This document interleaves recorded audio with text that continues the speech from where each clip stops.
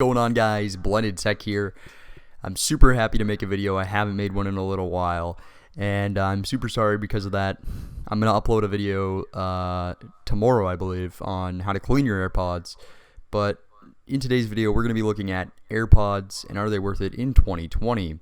I currently am rocking AirPods Generation 1s ever since they were released years back, and they have held up amazing. These are the best quality wireless earbuds, there's no doubt about it. But let's get into the video and find out if they're really still worth it in 2020. AirPods in my everyday life. I rely on them for my audio listening. I also do have Skull Candy Crushers, but who wears headphones in public? I rather have more discreet AirPods. I listen to them when I'm on flights, when I'm at school, when I'm at work, whatever, if it's in the car, everything like that. AirPods are a big hit in the market. A lot of people have them. But really, are they the best? I mean, the quality is really good. You're getting really good quality. However, there's competitors out there like Google, Jabra, Raycon, all those people. Even Bose is into the wireless headphone market. But are they still really worth it? I mean, my AirPods have held up amazing in the past, 2 years I've had them for. They're really good. I have Generation 1s, by the way. And this is a photo of them. They're still super clean. There's not much scratches on the case that I can see, but if you shine a light up to it, there's definitely going to be scratches.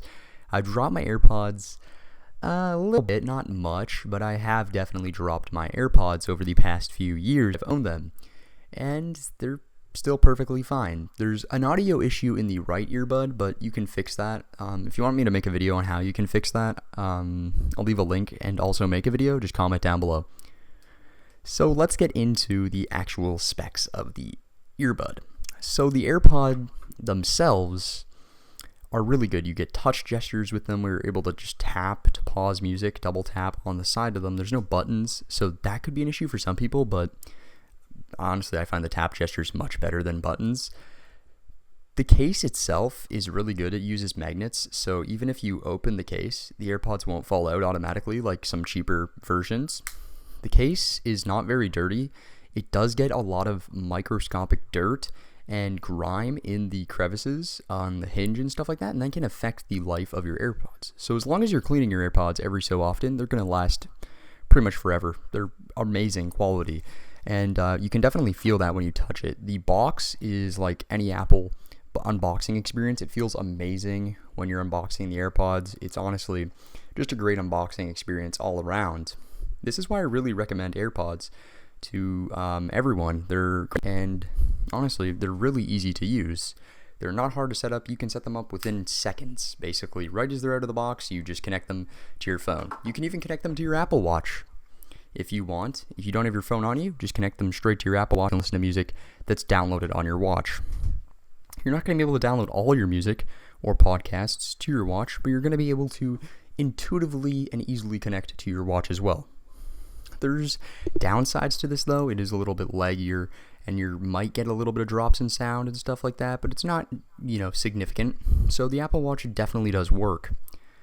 But let's get into the actual, kind of user experience. The user experience is very friendly. I mean, you're not going to get any issues with this thing. I mean, they're super clean looking.